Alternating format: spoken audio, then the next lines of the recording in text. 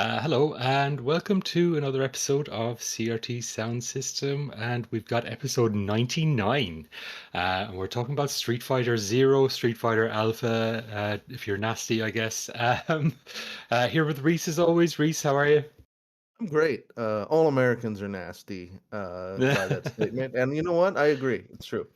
Yeah, absolutely. Got a guest with us. Professor Tom is returned to talk about Street Fighter. Tom, how are you? I'm great. How are y'all? Absolutely fantastic. Really excited to Incredible. talk about this soundtrack. I love that slappy bass in that opening. That It's is so such a good. cool slappy bass. Yeah. Yeah.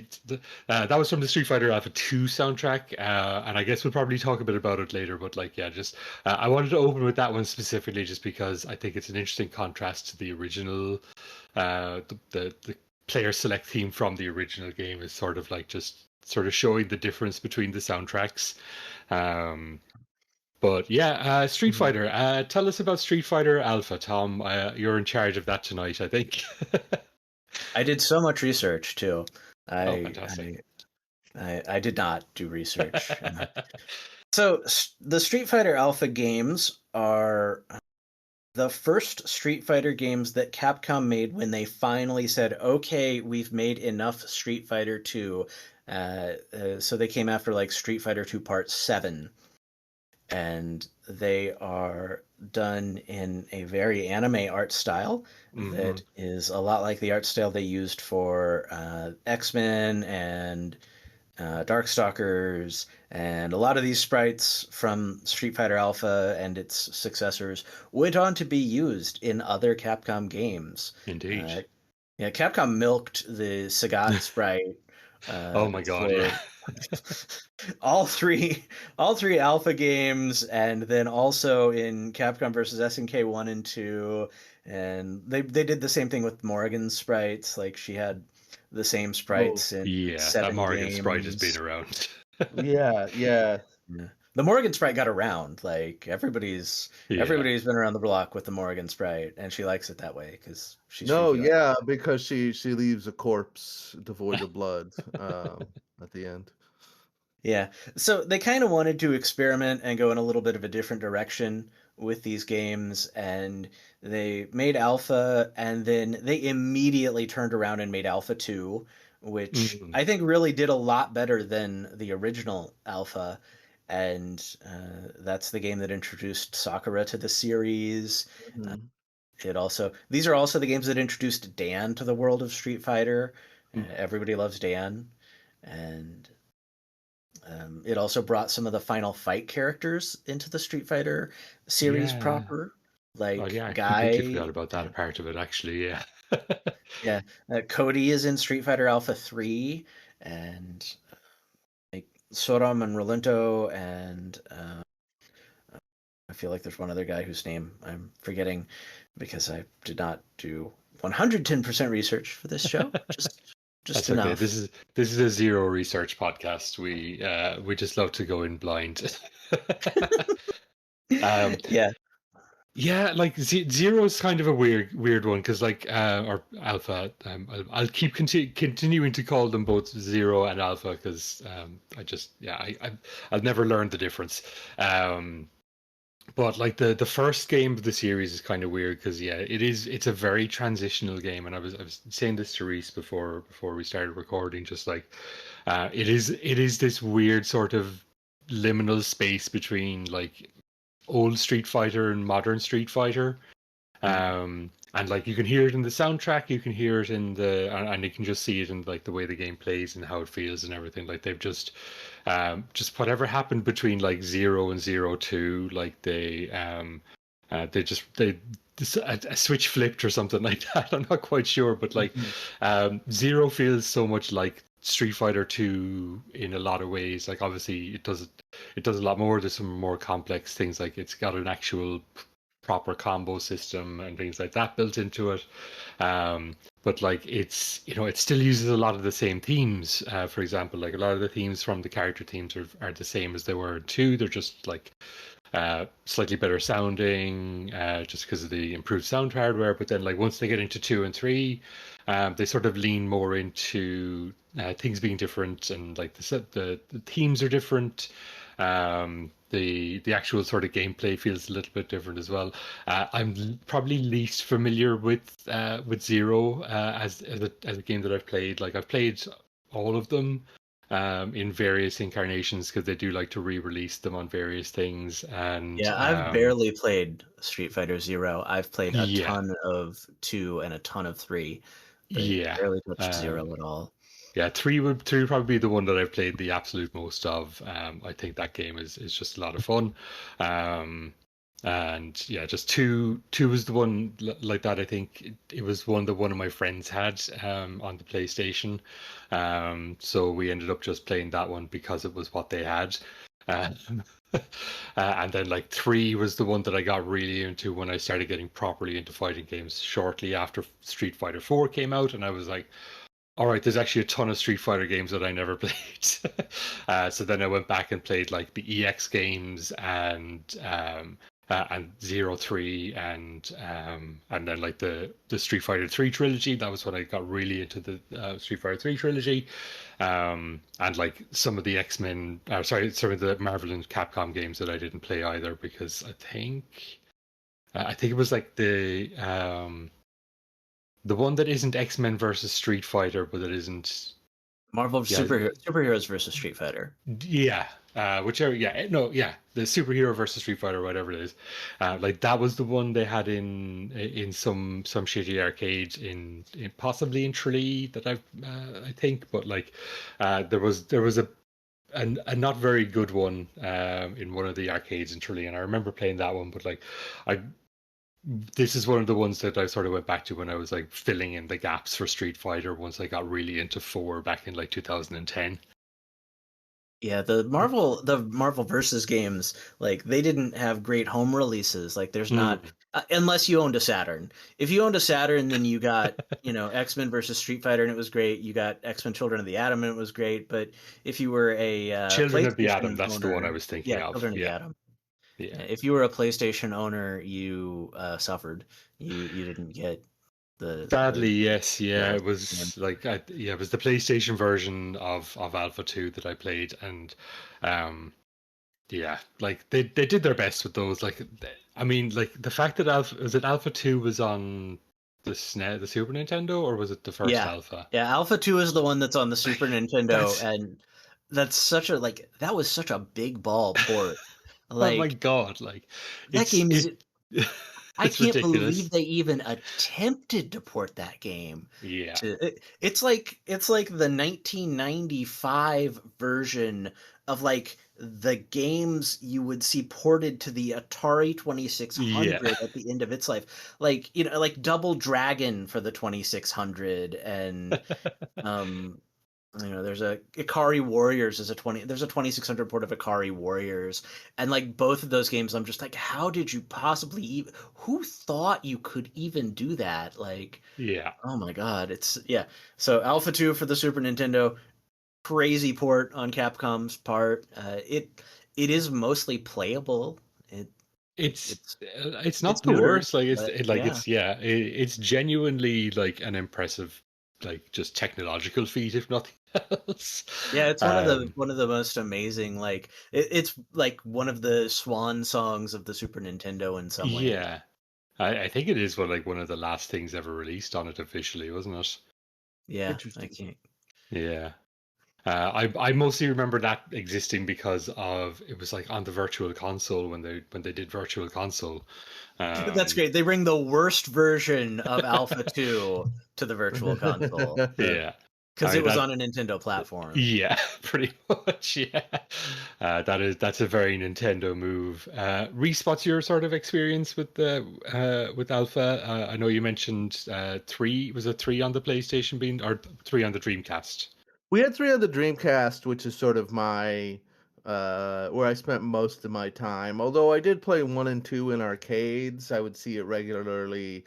And even though I wasn't a fighting game person, I was a Street Fighter person, and because that's like I learned the Street Fighter moves, and then I was asked to learn a different game's moves, and I couldn't do that. That was the height of my the ceiling of my brain's ability.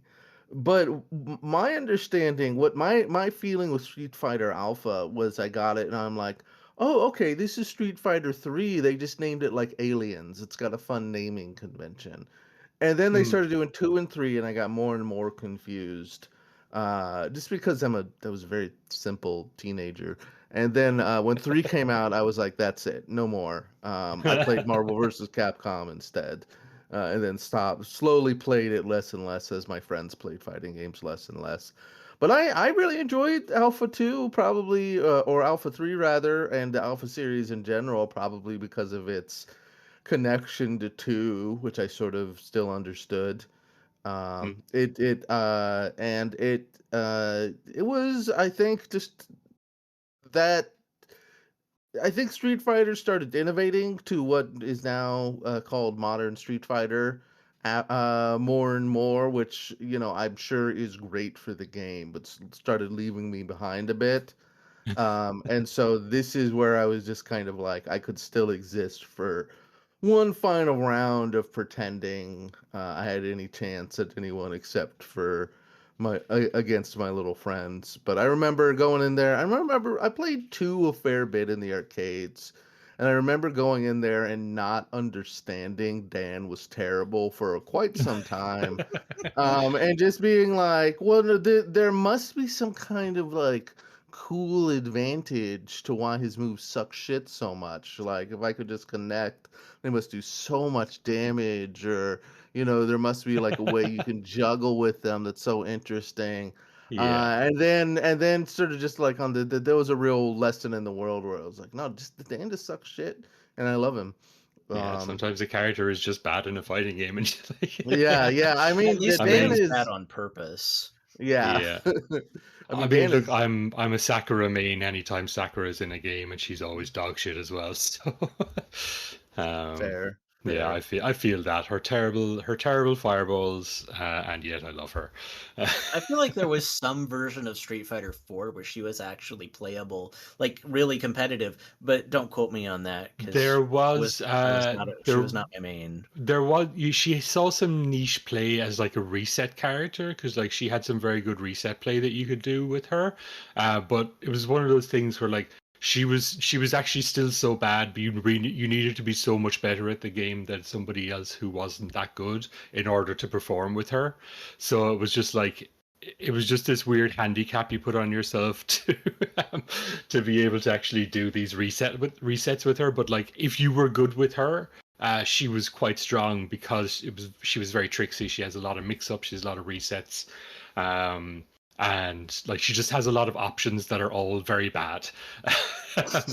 So it's just this weird thing of just like, you have to be so much better with Sakura than somebody who is just dog shit with Ken has to be, in order to perform at the same level. So like yeah. But she definitely saw some niche tournament play in Street Fighter 4. And I was never quite that good with her, but sometimes you could really smack somebody with her overhead, and they would get really annoyed because that overhead is so slow. But it really does a lot of damage, and yeah. um, but yeah, I do enjoy a bad character. That's sort of one of the things that I tend to. It helps me feel less bad about being bad at fighting games, where I'm like, well, my character's bad, so it's fine. Yeah, that's why I just main Dan in every game because then I'm Yeah. like, oh no, I'm not bad. I'm just playing a bottom tier character. Yeah, and if you win, you're a fucking genius. So like, Exactly. yeah. Um, but yeah, like Street Zero. I guess we're probably not going to talk too much about the first Zero anyway. Like it is a very transitional game, as I mentioned. But I think probably one of the interesting things about it is just the soundtrack. Like the soundtrack is excellent, but there are two different versions of the soundtrack. So if you there's the arcade version, and then they did like a remix version for the home ports. So I'm going to go into the first block of tracks anyway shortly. So we've got 5 tracks from Zero. They are all composed, just credited to Capcom sound team Alph, Lyla.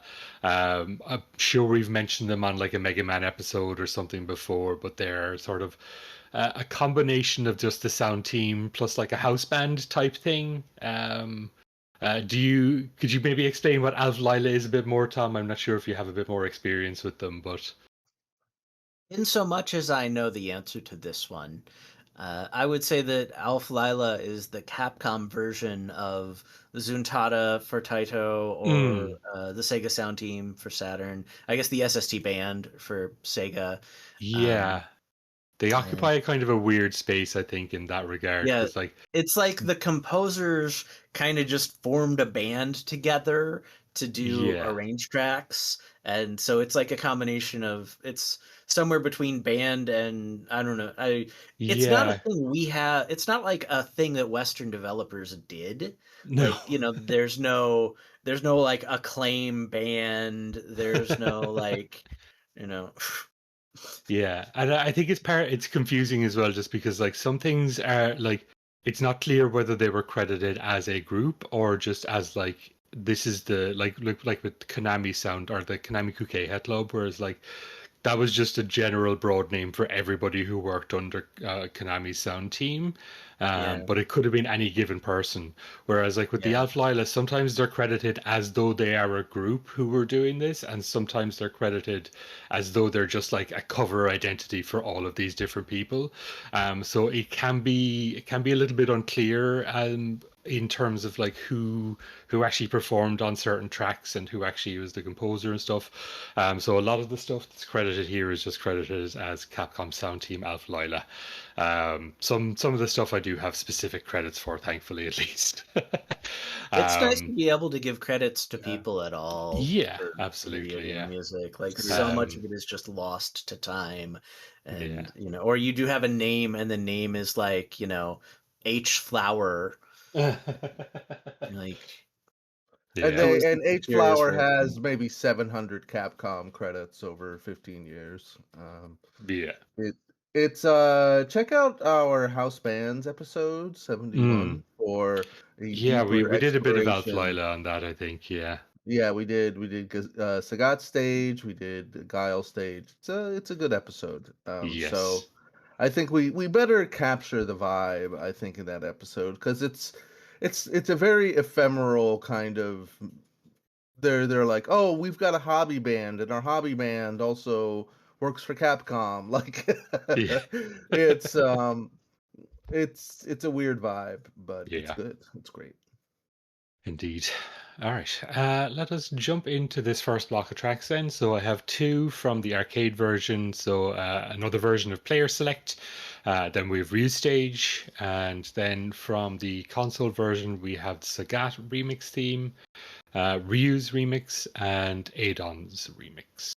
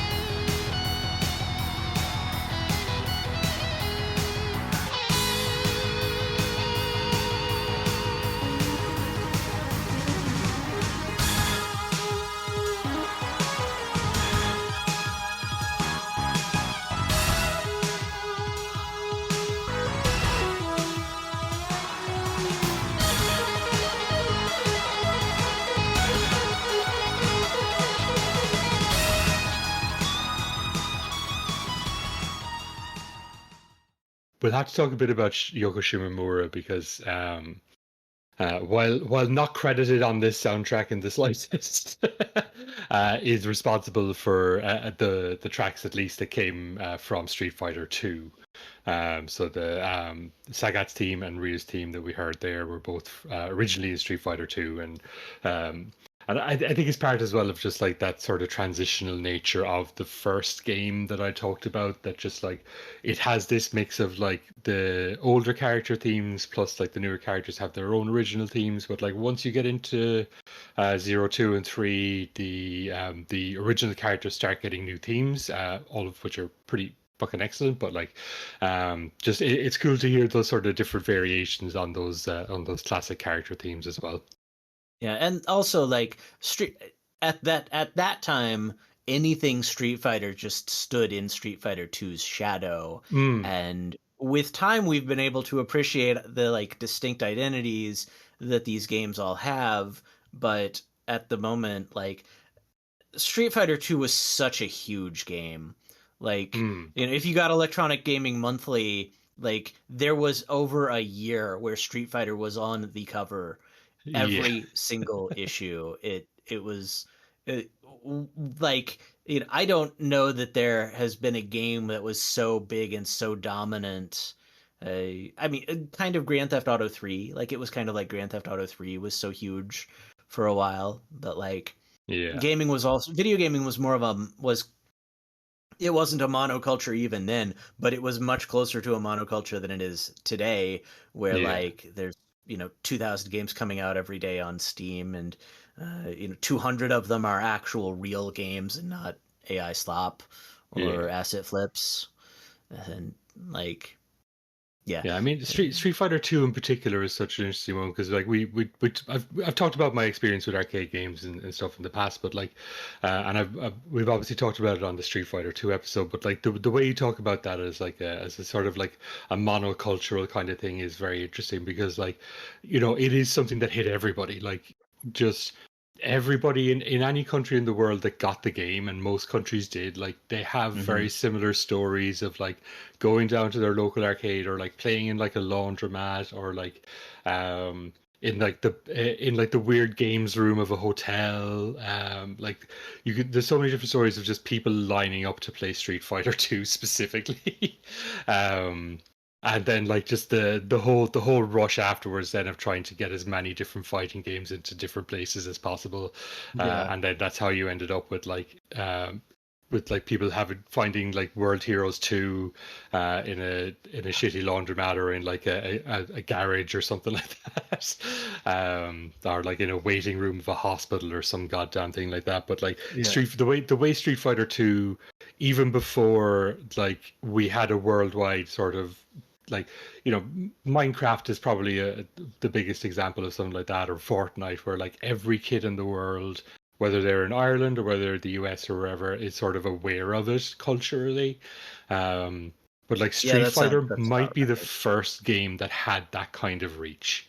I wouldn't call it the first game, but I would call it one of the I would call it the one of the 90s. Like Pac-Man was that game in the 80s. I guess the thing with Pac-Man is I don't think that reached like Pac-Man wasn't really a thing in Ireland. Like my dad would have been a gamer in the early days of things being games, and like I remember him playing like the NES when I was a kid and stuff like. But and he had Pong, but like he never really like I don't remember ever him talking about Pac-Man as being like a cultural event for him.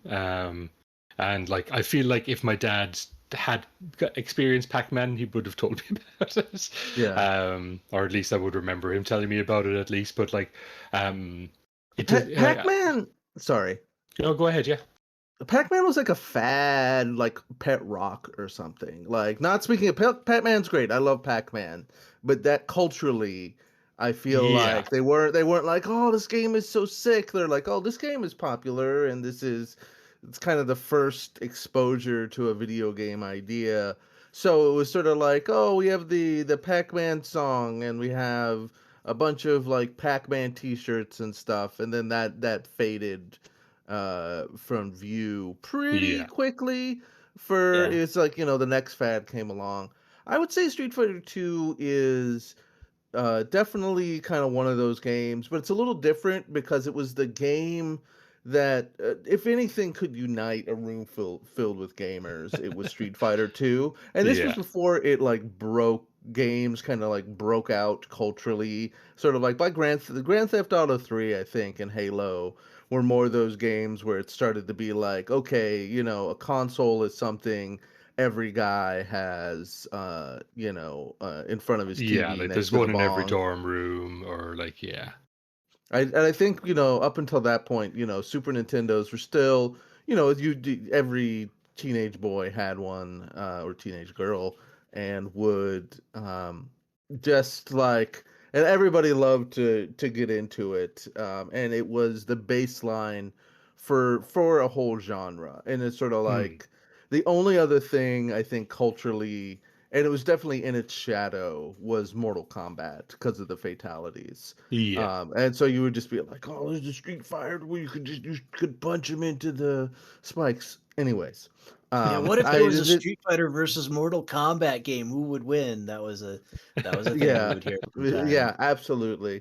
So it's just, it's all to say, sort of like it feels like among those cultural events, it's special because in a way Mm. it to me it looms larger than something like Grand Theft Auto 3 or Minecraft or Pac-Man, because it felt sort of like such indelible ink among gamers, Mm. more so than kind of like breaking out. Although I'm sure many people fell in love with games through it, but Yeah. yeah. I think Yeah, I it think it's also just helped that sorry. no, no. Go ahead. Yeah. All right. I think it also helped that as um like I'm in my late 40s, and so like I did not live through the early arcade boom of like 84, 83, 82. I was a little bit too little for that, but I was, a teenager during the Street Fighter 2 days, and Yeah. I remember how crazy that was. Oh my And god. like I was a teen. I think all of us were basically teenagers then. And as we have gotten older, video games have also grown up. Like there's an awkward adolescence stage of video games in the late PS2 or in the late PlayStation 1 and all of the PS2 era where like every video game advertisement had to have like a hot girl in it and be like video games aren't for kids anymore, and everything had to be gritty and extreme, and it's all really cringe now that we look back on it. But at the time it was like what we had to do because like my parents, I don't think my dad has ever played a video game in his life to this day. And my mom, like, she played some Tetris and she liked Dr. Mario, and that was Mm. it. Those were the only two video games she's ever liked. Except of course for like the Facebook stuff like Township and whatever. I think she's into Mm. that now. uh, Yeah. don't know what's wrong with my Um. mom, but Yeah. Like, yeah. I think the thing that with Street Fighter that makes it feel sort of so unique in that is just like I've talked a lot before, just like growing up in rural Ireland meant that I didn't have access to a lot of games because I grew up in a town that it had like literally 2,000 people in it. Like very, very small town, literally on the west coast of Ireland, like couldn't be more as far west as we are in my part of Kerry. And like um you'd have to travel 2 hours to get to a shop that sold games.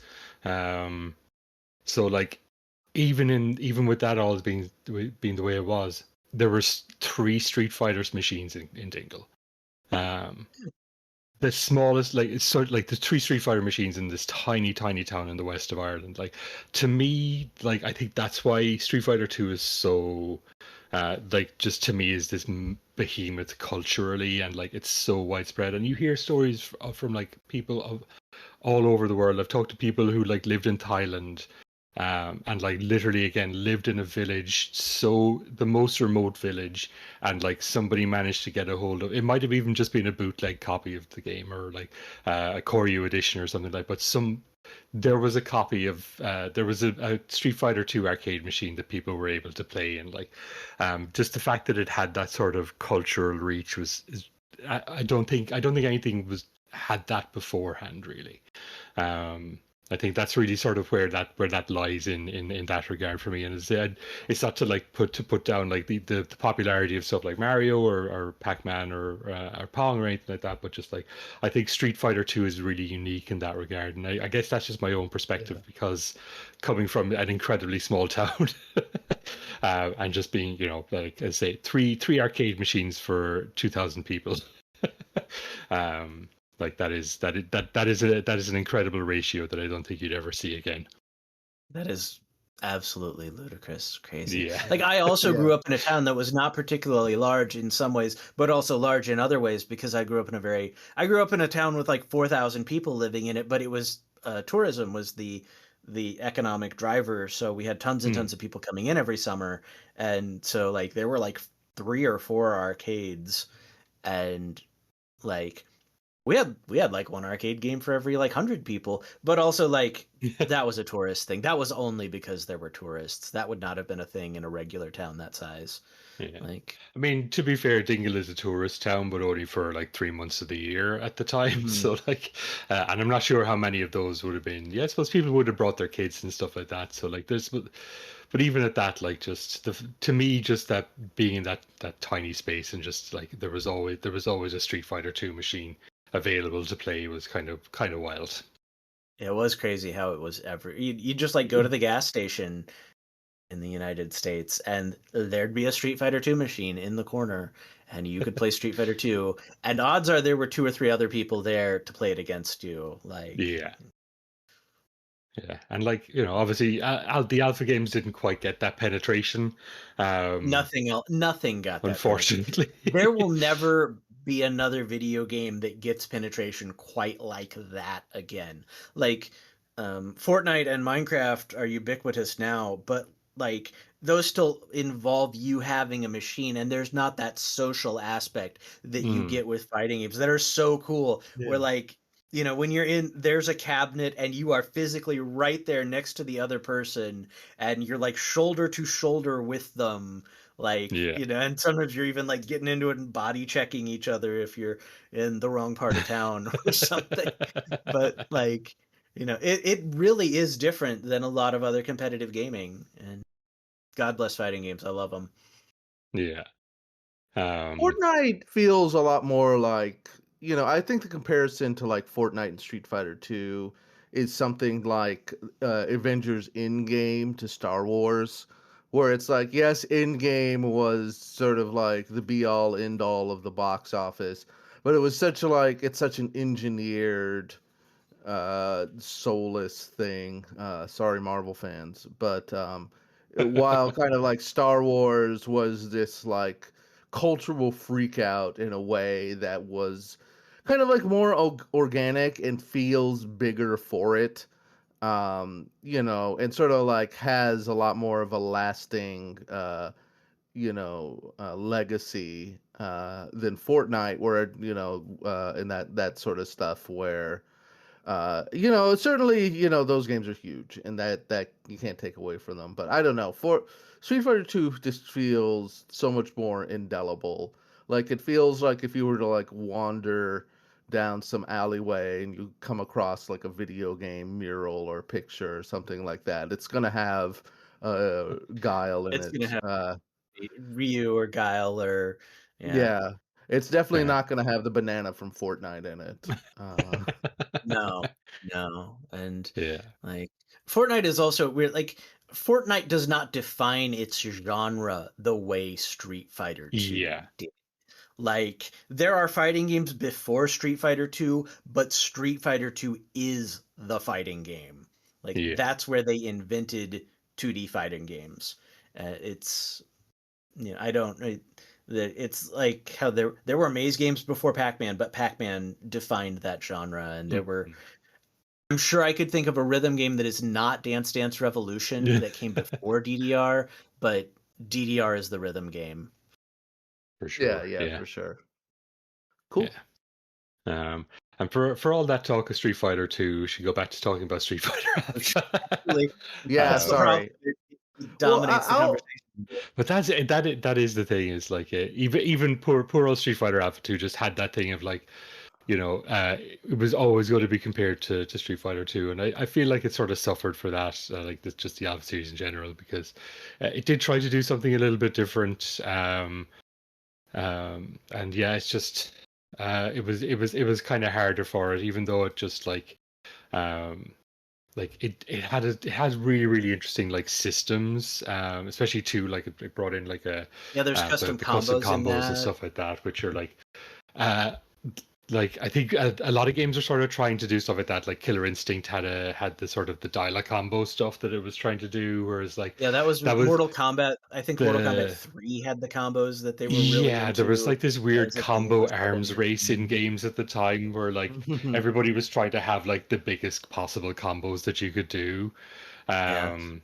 And like I feel like Alpha 2 didn't sort of engage in that so much. Like it had the like obviously the custom combos, and you could do some pretty big combos with it, but I don't think it sort of had the same sort of like this is a quote on the back of the box, or not a quote, but like a line on the back of the box saying how big the combos could be. Like I don't think that was a thing, whereas like Killer Instinct and Mortal Kombat did try for that. And even like when the first Guilty Gear came out, I remember like ads for that being like, oh, you can do like 6 million hit combos in this, it's so cool.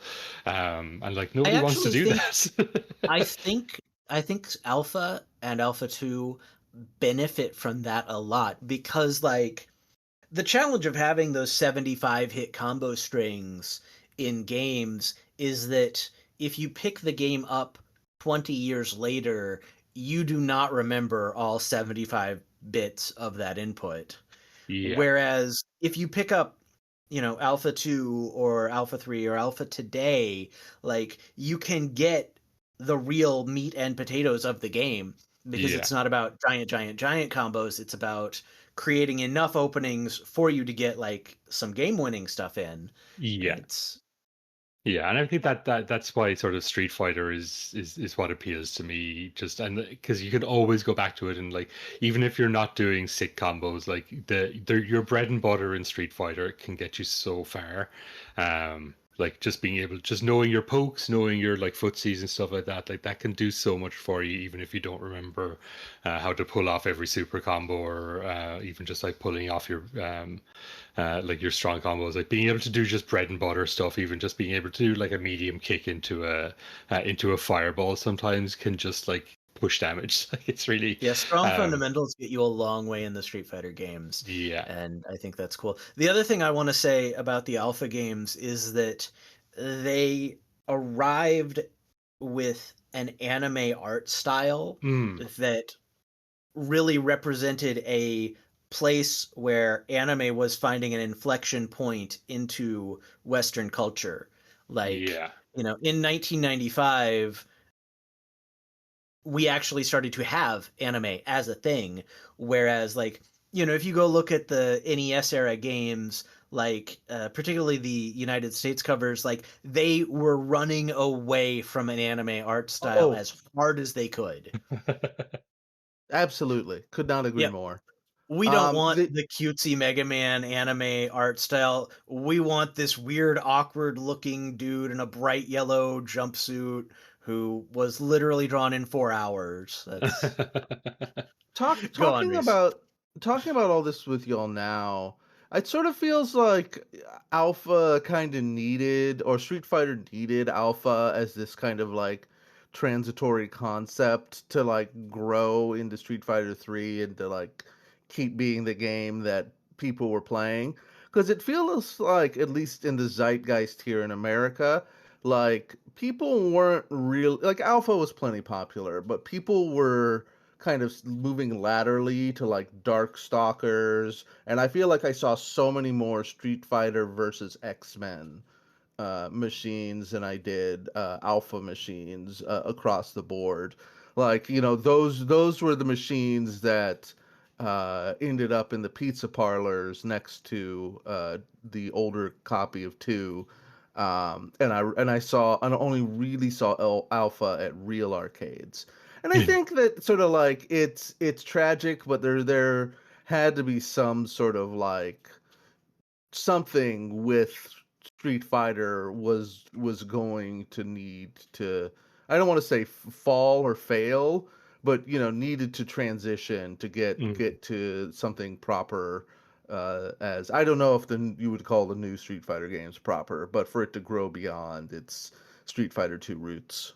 Yeah, Capcom had to reach out and try some things to find what was going to happen after they made Street Fighter 2 Part 7, and the Alpha games are that thing where they are trying to find something new. And I think they worked out really well. Like, they hold up. These are not games where you're like, oh my god, this is terrible. Why did they do this to Street Fighter? In the same like if you play Street Fighter the movie, the video game, you're like, oh my god, what is wrong with this? I love how much that game sucks. I remember my friend getting it, paying full price for it, and we all already knew it kind of was gonna suck, but we were still like really taken with how bad it was.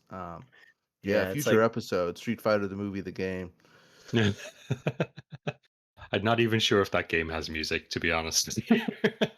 I'm sure it does, and I suspect that music is terrible because that or it's like a really mediocre cover of the Street Fighter 2 soundtrack, and it definitely stands in the shadow of the Alpha 2 and Alpha 3 soundtracks. Indeed. Yeah. Speaking of which, I think it's time for some more music. Right. So we're gonna do 5 tracks from Alpha 2. So we have by Tatsuro Suzuki, I have Sakura stage. By Syun, Nishigaki, Setsuo, Yamamoto, and Tatsuro Suzuki, I have Ryu stage. Then by Setsuo Yamamoto, I have ADON stage, and then by Nishigaki, Yamamoto, and Suzuki, we have Staff Roll 3 and Nash's stage.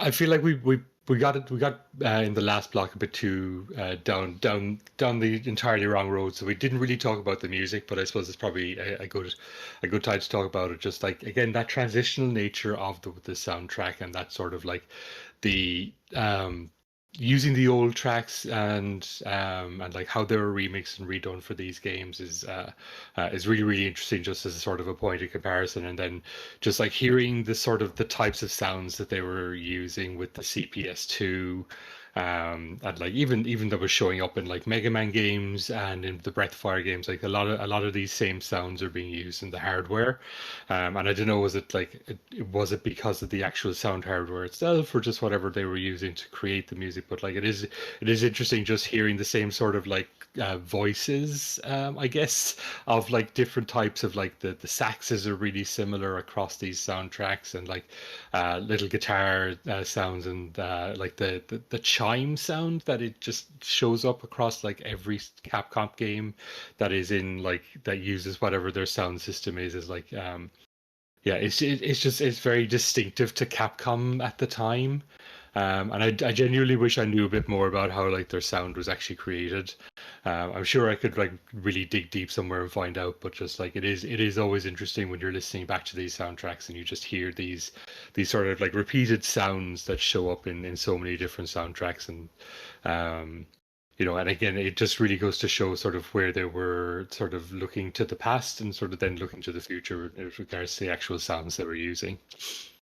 Yeah, I think it was really cool that they got to just like the composers got to go off when they got to do the original or the character themes for characters who weren't in Street Fighter 2, like Adon's theme and Nash's theme that we heard, you know, just going nuts with this guitar, and you know, Sakura's theme, like she's the mascot of the franchise, of the Alpha sub franchise, which I think we said during the music break. Yeah, and she's such a great fun character. I had a cat named after Sakura. Yeah, I was chatting with Reese about this before we were recording, but like I love Sakura, and like loving Sakura is very fraught because there's a vibe to people who like Sakura. Yeah. Like there can be, yeah. Like I also love her, and I'm like not like that. No, Yeah, not like and that. it's like yeah, she's I always enjoy playing her. Like I enjoy the character that is just a little bit shitty. And you did mention actually as well that you remember the game where she's good, but yeah, she's you know, only good in one game, and it's not any of the Alpha games. Yeah. But yeah, it's just like she's just it's a very cute character. Like and I mentioned to Reese as well because like they like because like Ryu and the other characters are a bit younger in this due to it being a prequel to Street Fighter 2. I think it takes place between 1 and 2. Yeah, and like that's a thing we should actually talk about too, about games where they fit into continuity. Yeah, like I don't really follow the story of the Street Fighter games. Like I know that it exists and it's there for people who are really into it, but it's never really been my vibe for any kind of fighting game. But yeah, it is worth noting that like this series and that's why it's called Zero as well, which is weird because it takes place between 1 and 2. Normally like Japan uses Zero as like a full prequel. So the fact that there's Zero takes place between the first and second game is a bit of a weird one anyway. But like, well, can I go off about fighting game story? Go on, yeah, please do. So, I'm a big proponent of the idea that fighting games need enough plot that every character has a distinct motivation for being there and fighting, and everybody has a personality. Yeah. Because like those are the things that really matter in a fighting game. It's why like I think it's why Virtua Fighter like doesn't have the same cultural weight that Street Fighter or Tekken or Mortal Kombat do. Like, you know, I cannot tell you what anybody in Virtua Fighter does when they go home after, you know, the fighting tournament. Whereas, like, I can tell you what everybody in Street Fighter is doing. Like, you know, Sakura is going back to school. Ryu is going back on the road to train. Like Guile is going back into the military to avenge his buddy Nash, who died. M. Bison is going back to being an evil dictator. Like everybody just has so much personality. It's great. Yeah. And like Absolutely. it's not even about the story necessarily, but yeah, it did. I feel like they need it. They need that sort of. It's to me, it's very similar to like plot stuff in the Soulsborne games, whereas like you absolutely have to have that flavor. Like you need those item descriptions to make the world feel like a place, but like I am not going to find out the story of any of those games. I do not care about the story. I care about like the actual flavor. The flavor to me is where that like that's really like, and even like I would say the same. And I Reese is going to get annoyed at me for bringing up Magic the Gathering again, but like Magic the Gathering does the same thing. I do not give a shit about the story in any of the Magic the Gathering games, but I love reading flavor text. I love looking at like characters in the artwork and stuff like that, and just sort of like you get that sense of personality through the artwork and through the mechanics in such a cool way. And like that is my favorite way of engaging with these types of things, where it's like it's not a story, it's not the plot that gets me in, it's just those little bites of flavor and just like the way that interacts with mechanics and like looks, that I really, really love. Yeah, I feel the same way. Like, I don't want to plug into the story in Magic. I don't want to read like 500 pages of backstory in Street Fighter. I just need motivation. I just need personality. That's it. That's all I care about. Like, we're having a discussion about lore versus story, I would say. And it's very much, I think, lore works so well in games, in Street Fighter, in Elden Ring, because the story are the fights, like Sakura versus Dan. That's the story of Street Fighter 2 Alpha, or Street Fighter Alpha 2. And the setting occurred in your brother's living room, like the and I think that's sort of like this is why it's so successful for something like Street Fighter and such a failure for something like Overwatch, where Overwatch wanted to have like all of this, like these narratives and the short films and stuff.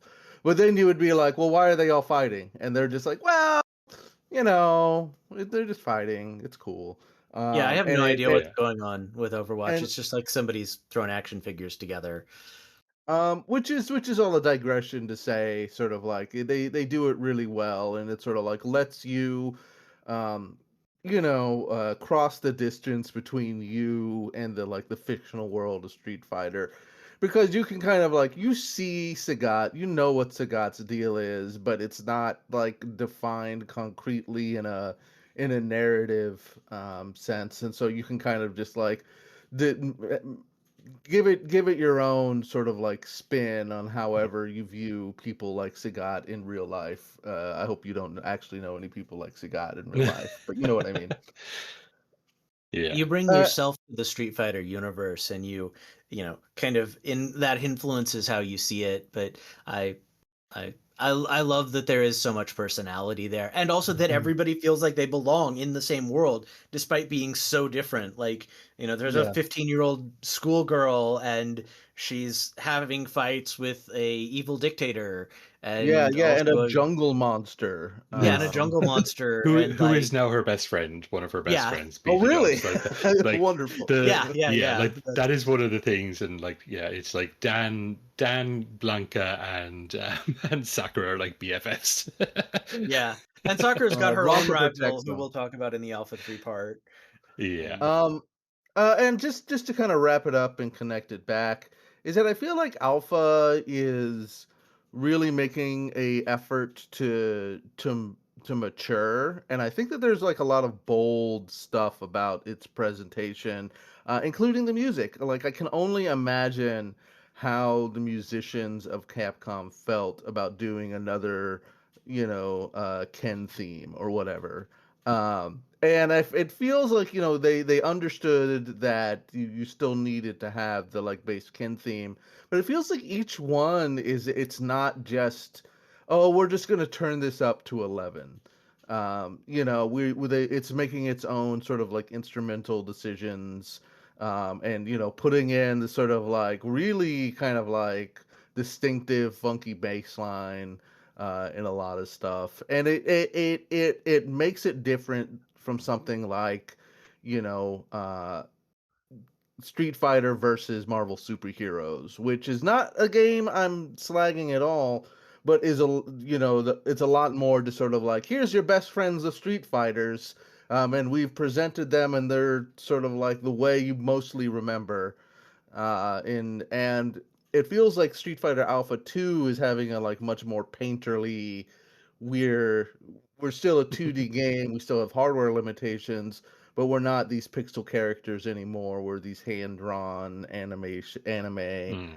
designs. And I feel like the music really sells that. And I feel like every time I listen to any Street Fighter Alpha music, I'm always, I don't want to say pleasantly surprised, but I feel like it's different than sort of like mainline Street Fighter music, just because it feels, I don't know, like they're allowed to be a bit more bold with it. I could be, uh, Yeah. just reading into that on my own, but I like how the Alpha 2 and Alpha 1 soundtracks, when they do revisit the original Street Fighter sounds, they're doing it through a new interpretation. Like, you would not mistake these for the original Mm. soundtrack, and like they very much so have their own flavor, even though they are like reinterpretations, covers of the original soundtrack. Like they work on their own, like what it's calling back to, but you also like see it as its own worthwhile cover song, like Yeah, absolutely. Right. it's like hearing like Jimi Hendrix cover All Along the Watchtower. 'Cause Yeah, I think that is a fair comparison. I do Yeah, also want to there's talk about the way these games do fit into the continuity, because I know yeah, that we're go not on. like, You mentioned, you sort of briefly touched on that, but go on, yeah. yeah, we're not even I'm not deep into the lore, but like one of the cool things about the Alpha series is that because it was set before Street Fighter 2, they did go back to the original Street Fighter, and they brought in some of those characters who are Mm. interesting designs and who are worth revisiting, and they also reworked them so that they were interesting, like characters into and of themselves. Like um Birdie is in Regarding the Birdie, original. yeah. uh, I think Gen is in the original Street Yeah. Fighter, and Sagat, of course, but also Adon is in the original Street Fighter, Yeah. and like those are realized when you get to the Alpha games and the way they show up, whereas they're just like the original Street Fighter is not a great game. It's a terrible game with some really great No, it's ideas. yeah. I would say it's closer to terrible than not great. It's not a great game. It is dog shit. Sorry. It might be a it's dog. It's certainly a hard dog to shit. play. It's a dog shit game with some really great ideas, but it's Yes, no, still a no dog doubt. shit game. And that's Yeah. why Street Fighter 2 is so great, because it took all of those great ideas and then actually executed them well. Uh, Mm. but like the I love that they brought in these old characters from the terrible first game to give the game flavor and continuity, and like we talked about, help build the world of Street Fighter. Mhm. And I Yeah. think it's great. And And then uh, like adding in the final fight characters as well was a really yeah, the cool Final Fight move. characters is another great bit of world building, because like Final Fight and Street Fighter are supposed to take place in the same world. Final Fight's working title was Street Fighter 89. In the opening to Final Fight, like in the cutscene, it says, Mike Hager is mayor of Metro City. He's a former pro wrestler and former Street Fighter. And that is an obvious callback to the Yeah. original Street Fighter, because Final Fight came out before Street Fighter 2.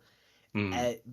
But like, Hager doesn't like Hager doesn't show up in these games, but Cody and Guy do. Guy is in Alpha 2. I don't remember if he's in Alpha 1 or The not, but the the Final In Fight two, I think, characters just yeah. the Final Fight characters being in Street Fighter makes me feel like I'm living in a Greg Turkington quote. It's just like guy from Final Fight who's also in Street Fighter Alpha. It the realization of how many of them were Street Fighter characters or Final Fight characters And they keep adding them. was Like truly mind there's blowing. like once you get to 4 as well, they add poison and Yeah, there's one Poison other. and What's they adding Hugo 4? came in 3, Hugo and was 3, yeah. And they don't put Hager in there. That's the fucking that's the swag move. Is that They they're just didn't like we Hager put. show up in 5 at some point? Oh, I did thought he? Okay. I don't think no. Abigail was in 5. Oh, Who's was Abigail? who's another Final Fight boss. Maybe they just had like cutscenes with Hager in one of the Yeah, they had games. So cutscenes there's with Hager. later. He's in the universe, but like he never shows up as a playable character. He wasn't a playable character. He's in like Capcom Fighting Evolution and Marvel vs. Capcom 3, but they don't actually ever put him in a Street Fighter game for some reason. That is It's strange. I guess it's just like he's the Final Fight guy. They still want to The one they want to keep. there's some distinction between the two, so you're surprised every time you realize Poison from Street Fighter is the Poison from Final Fight, yeah. And Yeah. like it's funny how the bosses from Final Fight are in this, Yeah. Sodom, who's the boss for like level 2 in Final Fight. He's an alpha character, and he's also a funny character into and of himself because he's a total weeb. Like he's obsessed with Japan, but despite the fact that he's from the United States, and like I read, I think it's on. I read a blog. I think it's from Thrilling Tales of Old Video Games is the name of the blog. Shout out to Drew who writes that. And like he went through and he looked at how Sodom's win quotes reflect the way he's a total weeb. Like everything he says, all of his win quotes in the Japanese versions of the game are in Japanese, but they're in like bad broken Japanese. Yeah, that's cool.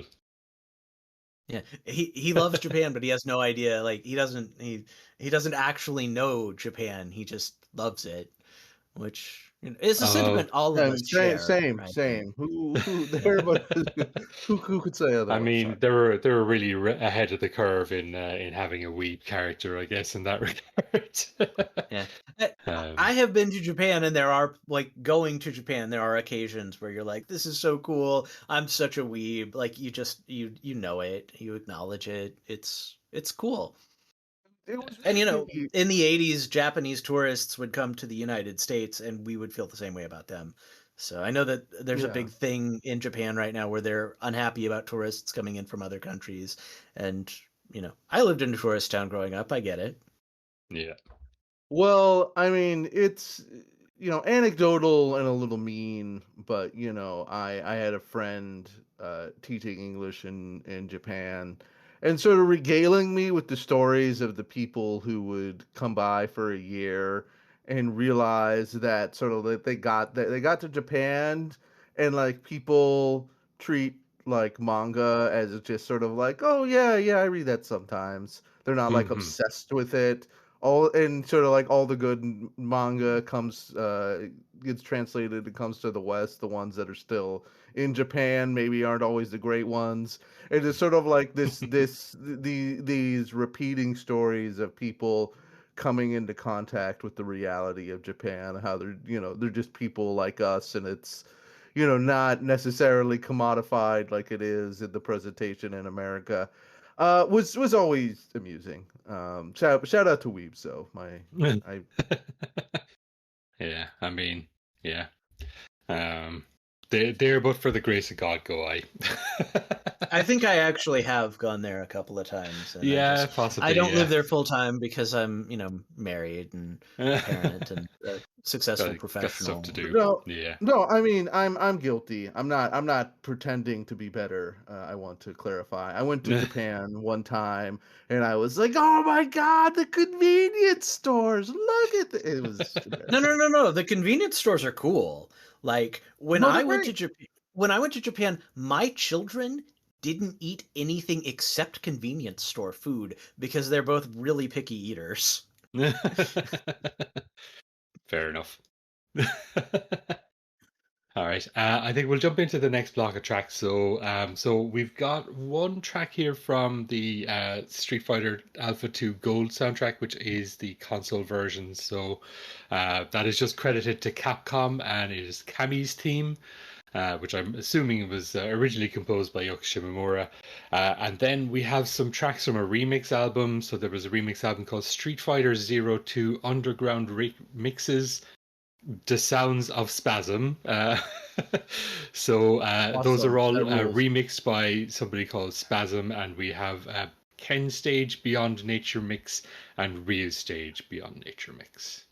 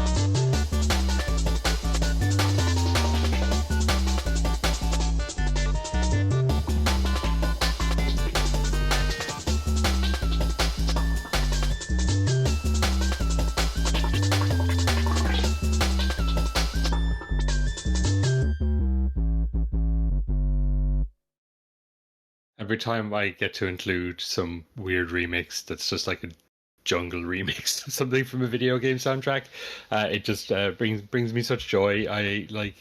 I'm obsessed with that sort of crossover between, as people who listen to this show know, I'm just obsessed with the crossover between like video game music and club music. So like anytime I get to do anything with those, I'm just like. I always appreciate that part of CRT sound system. I think that's a cool accent that you bring to the show, Tom. Yeah, Yeah, it's Tom, thank you. yeah, I'm not too sure. Yeah, it's just a weird obsession that I specifically have. I think so. But like I'm just endlessly fascinated, and like if I had infinite time to do a project, I think one of them would be like getting like an oral history of this weird subculture of like remix albums of video game music.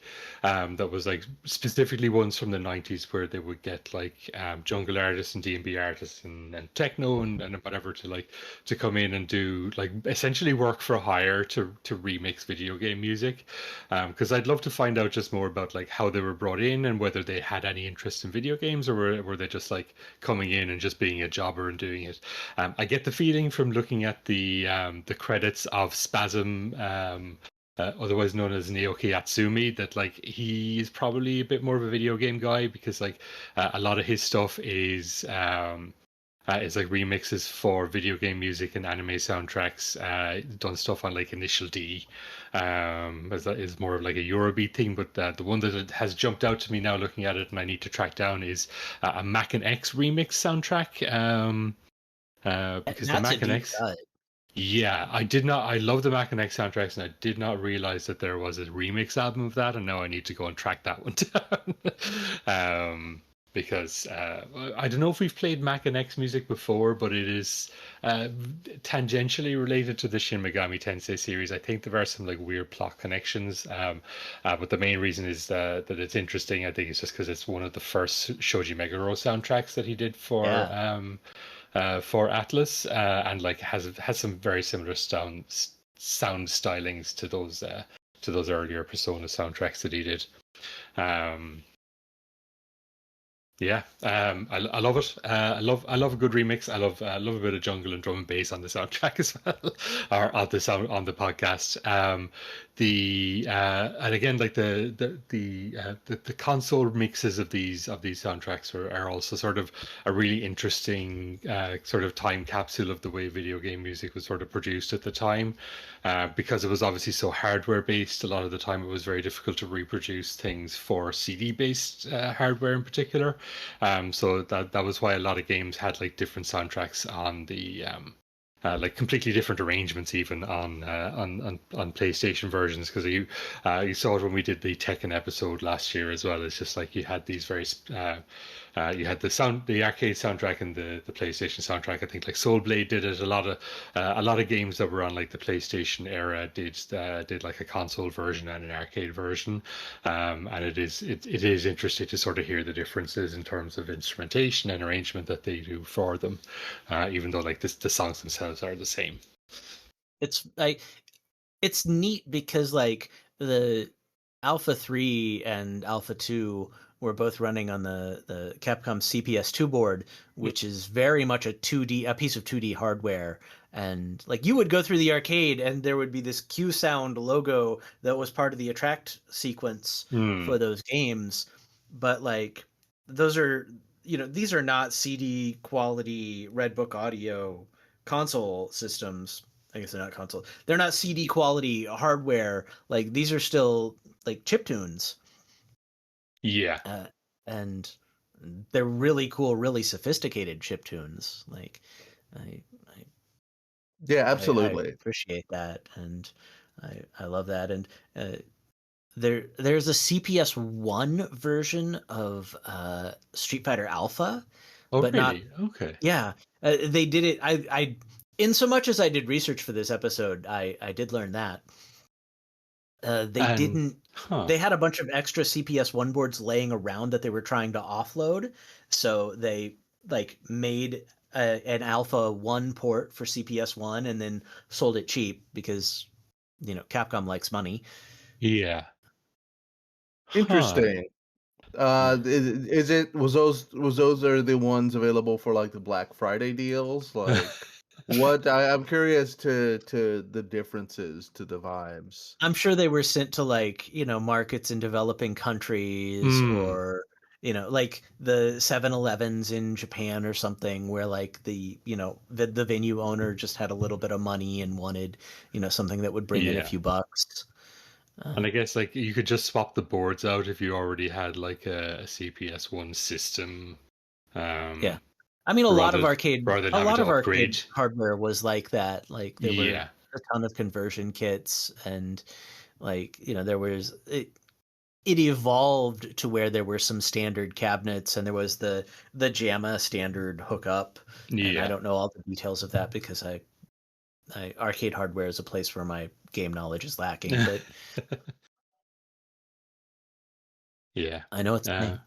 That is interesting. No, I'm just looking at on the wiki now. I was like, yeah, geez, I didn't know they did a CPS1 version. I'd be really curious to check out what that looks like and how that plays. I'm sure it's been ripped, so I'll have to have a look at that. But yeah, I'm sure you can go into MAME and play the CPS1 version of Alpha instead of the CPS2 version. Yeah, and that would be an experience. I haven't messed with MAME in a long time, but I love how like it'll support every version of a game, not just like the one that's most well known. Absolutely, yeah. I guess we're going to be talking about Street Fighter 03 for the next two blocks, so or Alpha 3, I guess. And I do think that this is probably the much like with Street Fighter 3, like with Third Strike, it's sort of this is the one that people sort of think of as being the game in the series or of the trilogy that people go back to for like tournaments, and people go back to just sort of being like this is the definitive version, and like like they added so much stuff for Alpha 3. Like it's they got like the three isms, which is such a weird thing to think. Like you've got the Z-ism or the A-ism, which is like there's like the version that plays like Alpha, there's the version that plays like Street Fighter 2, and there's the version that plays like Alpha 2 or whatever. So there's like Street Fighter 2 is like there's very few combos, and just like it's all just like about having very strong normals and specials, and like there's one up your super bar.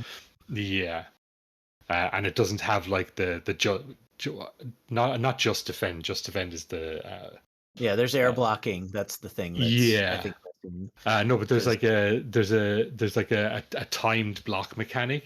I forget what it's called in Alpha 3. Just defend is what they call it in Garo Market Wolves. But I guess it's for sort of be more similar to parry in Street Fighter 3. But like if you block it at just the last moment and the last couple of frames, like you get additional frame advantage, and you can do specials out of that. It's one of those things that I've never been able to do intentionally, much like with parries, but sometimes you pull it off and it feels sick as hell. Alpha counters are also a thing in this series. Like you can spend meter to do a specific kind of counter that everybody has, and it gets you out of situations. Like that's a thing they do a lot in like they ended up doing more, I guess, in like the versus games, I think, than it was in like in this with like push blocking and like and you're like alpha counters. But it's a cool little feature that they added to this for sure. I also want to talk about how Street Fighter Alpha 3 is a game where sonically they establish their own template. 100%, and they're not reusing any music from Street Fighter 2 here. Everything on this soundtrack is original, and it has its own distinct sound. Even within like the greater Street Fighter universe, like there's not another Street Fighter game that sounds like this. And it's amazing. I love this soundtrack. Yeah. This seems to be like, I don't know, this is anecdotal. I have this on vinyl, and I feel like this is one of the most common soundtracks to find on vinyl in a record store in their like small video game soundtrack section here in Seattle. And I don't know exactly what that says, but it just feels like It just feels like, this one looms large. And when I Yeah. hear people talking about this game, they're always talking about, or the series, they're always talking about three. Yeah. Jeff Gersman has like this whole video where he's just like, I don't think the video's about this. People are asking him questions, but he spent such a long time talking about having like the Dreamcast in the office with Zero Three, and just like how just sort of like all of his fighting game friends and him would just sort of like take 15 minutes of their insanely overcrunched schedule and play some Alpha 3. And that's Yeah. how I kind of am so familiar with it, is like this is the one that came out on Dreamcast, Mm. while sort of like the 2 was either Saturn or PlayStation. And I never played the PlayStation version, but I got the feeling it was not everyone's favorite. I hear the Saturn version is incredible, and so 3 is the one that sort of like was the most ubiquitous, in my opinion, just for home console release. Yeah. Yeah. Um, Speaking of home console releases and Street Fighter Alpha 3, I do want to mention that this game has had so many ports. yeah, oh my goodness. Yeah. Yeah, there's like a PlayStation version, a Dreamcast version. There's a version for the PlayStation Portable, a Game Boy Advance The Game port. Boy Advance port is fucking great. Yeah, Like how they they managed to actually, fit that game in a Game Boy Advance is ridiculous. Like yeah, it's like Street Fighter Alpha 2 for the Super Nintendo, but better. yeah, Like, and they this put is not like a game that should four be. new characters on it as well. Like Yeah, that's the it's other thing. Like every time they port it, they keep adding characters. Like the PlayStation and Dreamcast version had like T-Hawk and DJ and like basically the Kyle. whole cast of Street Fighter 2, yeah, and Guile. Like the whole cast of Street Fighter 2 was not in the arcade version of the game, but in the home version of the game, like they added everybody from Street Fighter 2 so that you could play all of them. yeah, And you know and Guile had not shown up in the alpha games until the home version of Alpha 3, because the whole point was that it was a prequel game. And yeah, like and that the thing that caused Guile to join the Street Fighter tournament hadn't yet happened. Like and Charlie, who is also called Nash because of course he is, he's Guile's motivation. And like because he was Guile's motivation, they just made him a character in the alpha games. And so there wasn't a Guile. There didn't need to be a Guile. There was Charlie, and he was taking Guile's slot. And Hmm. And like even the arcade version, yeah, looking like they added so many characters just to the arcade version. And or Mika and Karen. Karen you mentioned as being is Sakura's rival, isn't it? Yeah. yeah, Karen is Sakura's rival, and Yeah. Armika is this like wonderfully creative Joshi. She's a Yeah. Japanese pro wrestler, and she has lots and lots of cleavage and this very like in your face out there outfit with like hearts over her, like where her nipples would be. And like she's got this like giant hip attack where she just hits you with her butt. And like for her intro, like the wrestling ring comes in and she like jumps off the top rope. She's such a great over the top wacky ridiculous character. I love that she's in it. Yeah. I love that they went there with her, and I love that they brought her back for Street Fighter V. Yeah, she's great in Street Fighter V. A real fun character to play in Street Fighter V. I do remember a lot of very annoying discourse about her, but what a fun character! Just genuinely, I love to see her in games. She is. I love that. Like one of the things that's cool about the Street Fighter franchise is that they're willing to do some of the other bits of pro wrestling. There's not just like Zangief, who isn't actually a pro wrestler, but he's very much so in a pro wrestler archetype. And they also have a Japanese female pro wrestler, and that's not an archetype you really get in pro wrestling outside of Japan. Certainly not in the late 90s when this game came out. Yeah. And there's also El Fuerte in Street Fighter 4, who's a luchador, and I think it's so cool that they recognize that professional wrestling is a bigger thing than just Hulk Hogan. Yeah, it's great to see it. Yeah, I love it. Yeah, like Alpha 3 is like absolutely just the peak of this series for sure. I do think we should probably just jump into the first block of tracks, because Yeah, like it you is getting mentioned, late for you. there's a lot of it's getting quite long here, but also there is a lot of new music, and like some of these are some of my favorite tracks in the entire series. Like The Road is so fucking good. Okay, Hell yeah. Hell yeah. So so we've got 4 tracks here from Street Fighter Alpha 3 by Takayuki Iwai. I have Proof of Divinity, Adon's theme. Then we have The Road, which is Ryu's theme. Then by Tetsuya Shibata we have Doll Eyes, Cammy's theme, and then by Yuki Iwai we have Crimson, which is Balrog's theme.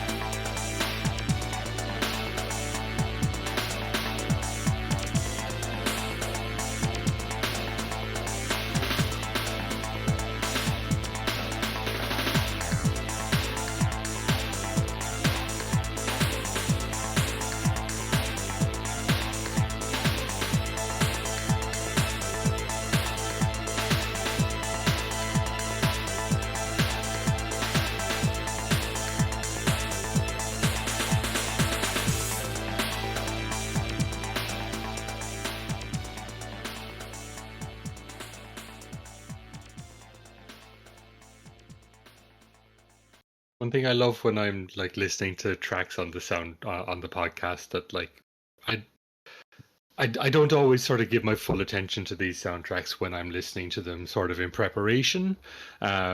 Primarily out of like a bit of laziness and also out of ADHD, but like it's always fun listening and just sort of like paying a little bit more attention to them just because I have to. And I made a bit of a joke during the first track just about how they owe Trent Reznor a bunch of money because that first ADON track really has a bit of a 90s industrial metal sound to it. But like then I realized that like a lot of the drum patterns and a lot of the snare hits in this are like really sort of influenced by industrial of the time in particular. I like hadn't really noticed that before, but like now that I've noticed it, I feel like I need to go back and listen to this entire soundtrack with that in mind. Yeah, it kind of sounds like Ultra, the KMFDM song. Yeah, there's quite a bit of KMFDM in it. Yeah, for sure. Yeah. I say Yeah, that and I as a mean, compliment too. I like KMFDM. 100%. I love KMFDM. Can like they have an album that came out like earlier this year that is quite good. Like they are still going strong and God bless them.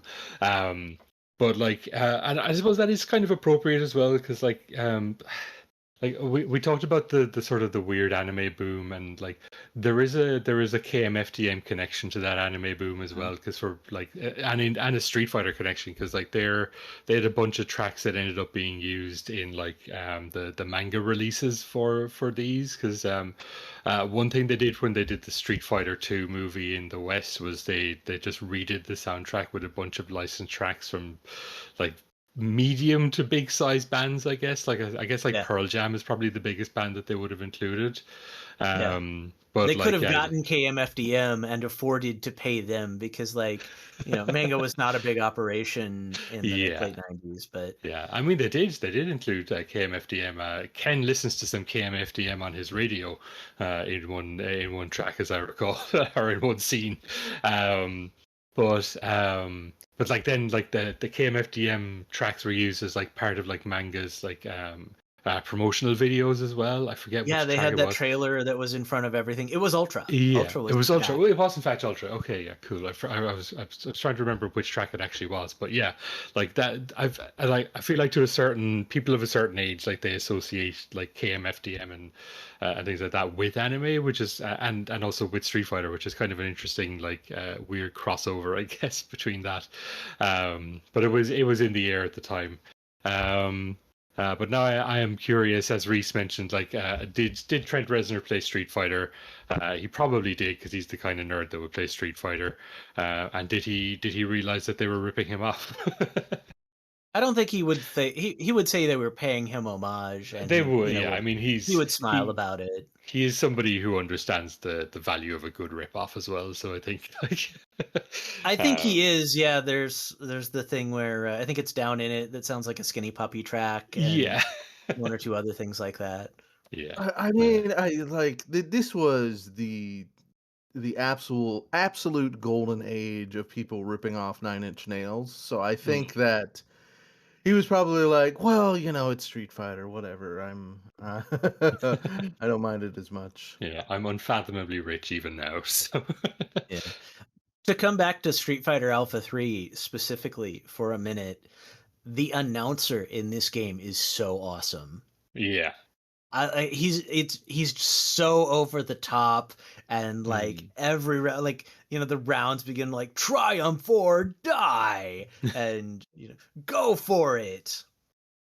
Yeah, I think this is around the era where where a lot of companies are really like realizing that like having a good announcer like really just hyped up the start of a round. Like because they didn't really have anything in Street Fighter 2 or like.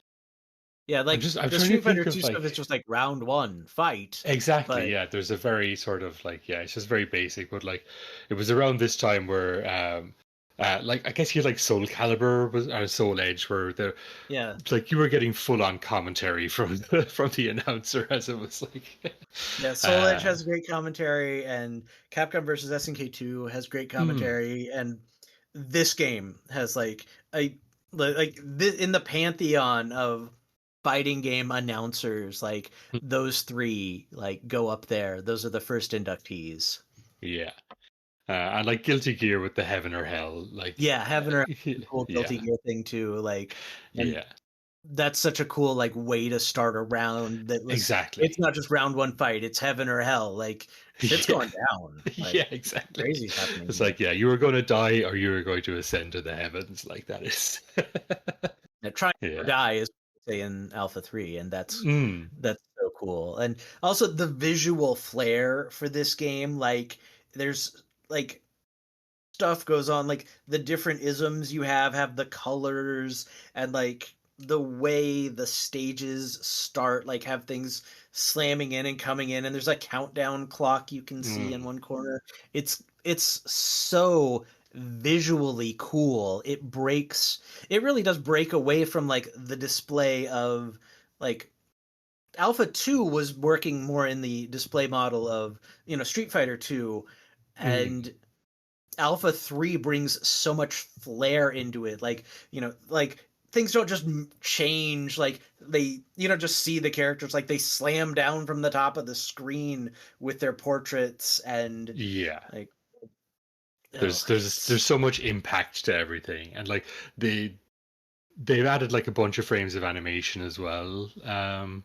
Obviously to account for all the new moves, but like the animation is so smooth in this game.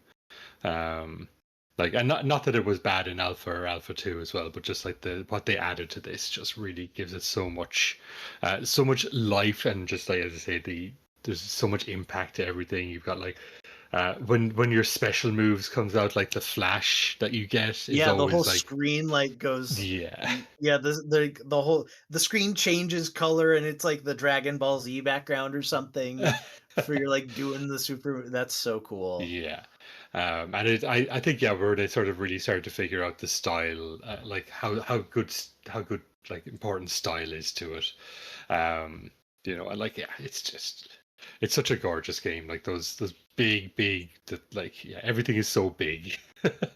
I'm just looking at some footage here now as well, and even just like, just the backgrounds are so well animated, and I love to watch this game in action. I do think that like probably Street Fighter Third Strike is like again a peak of its own series, but it has that same kind of like, the animations are so good, the way stage transitions are handled and everything is just like, it is all just so perfectly done.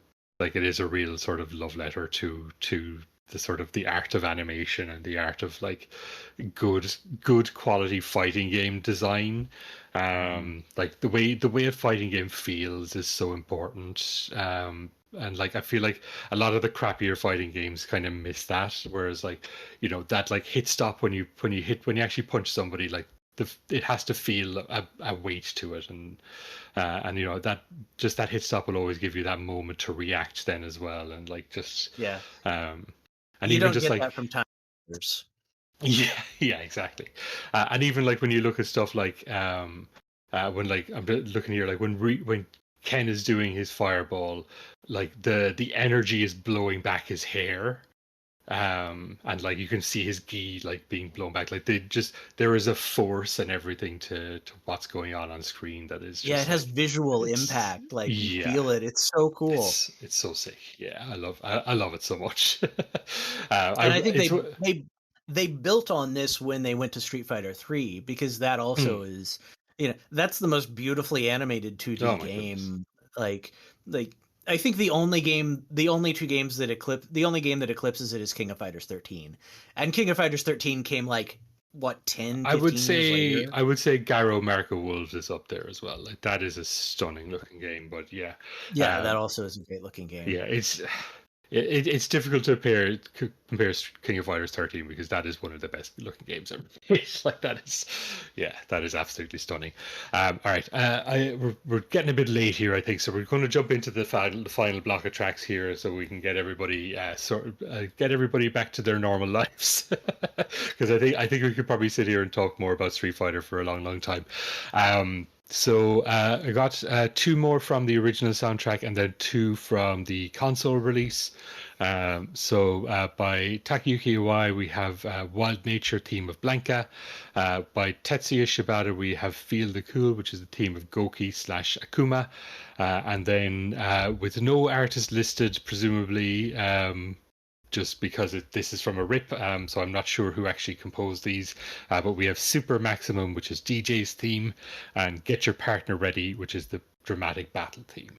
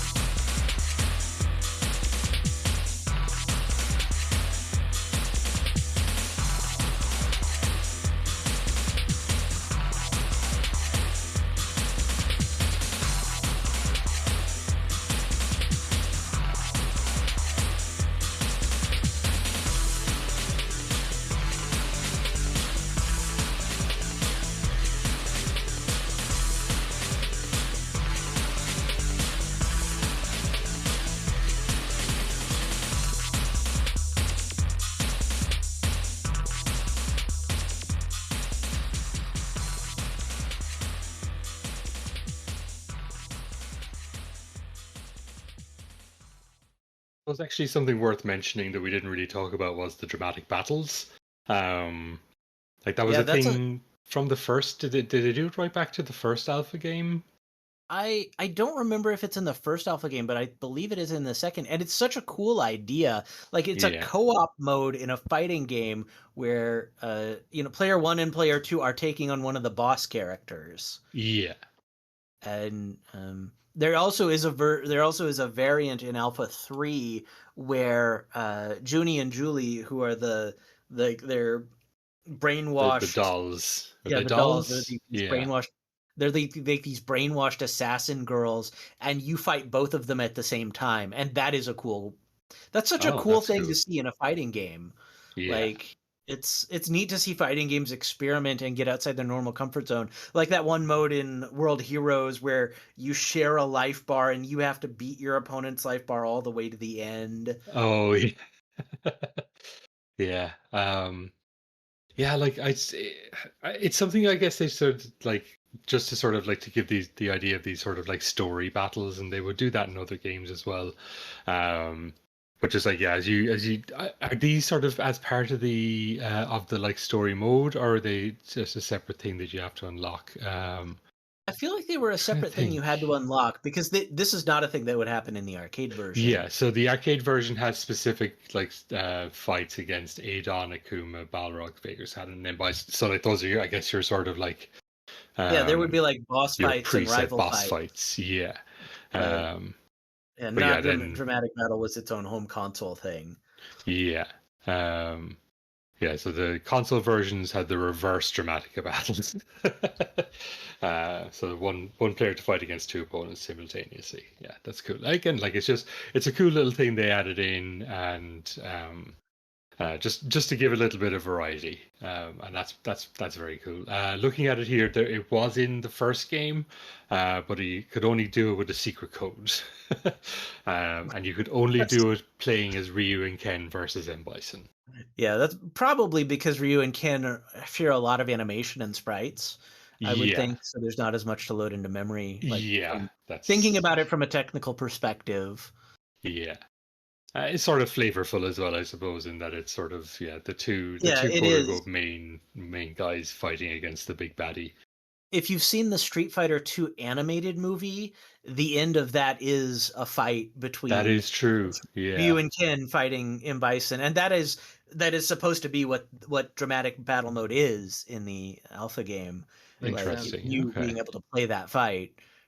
Shout out to the Street Fighter 2 animated movie, which is Incredible movie. Oh yeah, my god. legitimately great. Like um it's not like a campy goof like the live action movie. Like the Street Fighter 2 animated movie is straight up good. Yeah, Fantastic video game adaptation. yeah. Cammy assassinating that one government figure by Yeah. like doing Cammy shit and just like twisting his head clean off practically is one of the craziest moments in all of animation. It's great. Yeah, it's pretty sick. Shout out to Brian Cranston as Fei Long in that one. Yes. Oh my god, I didn't know that. Yeah, it's from when Bryan Cranston was like, he was struggling before he'd gotten Yeah, cast as Malcolm in the Middle's dad, and so he took voice acting gigs, and he's in yeah, several. Like I think he's in one of the Fatal Fury animated movies too.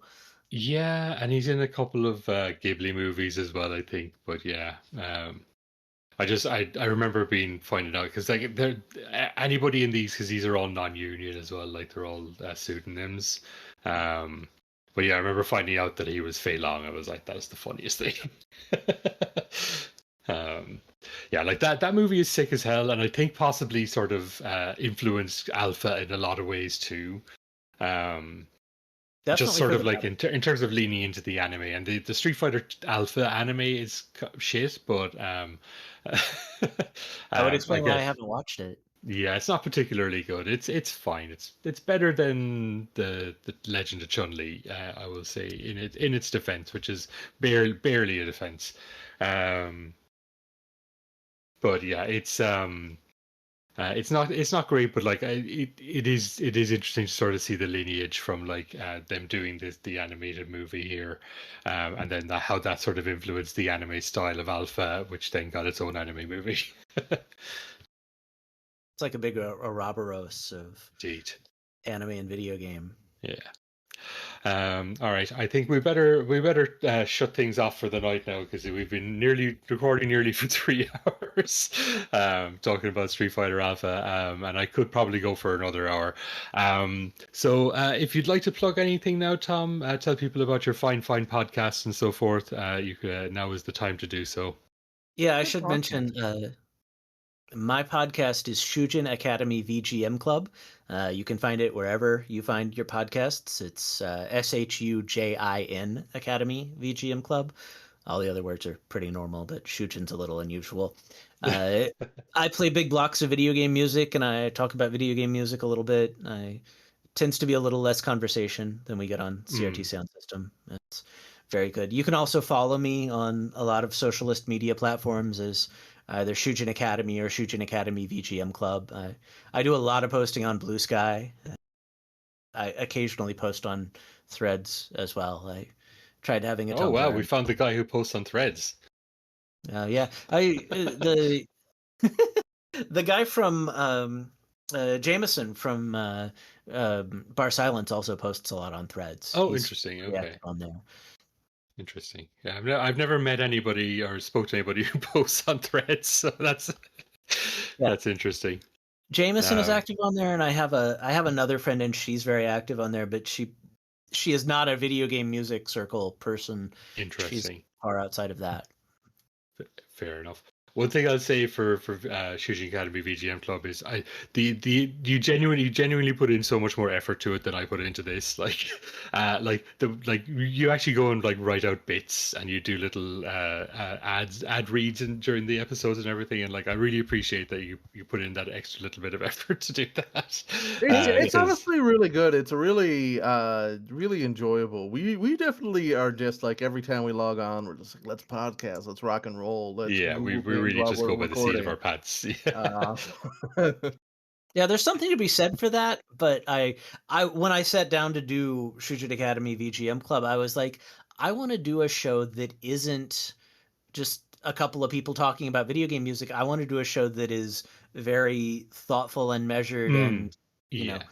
So like, and also like, I tried my very first episode. I was like, okay, I'm going to talk about these video games, and I was like, and here we are talking about blah, blah, blah, blah. Like, I was just like, fine, I'm just going to write a script.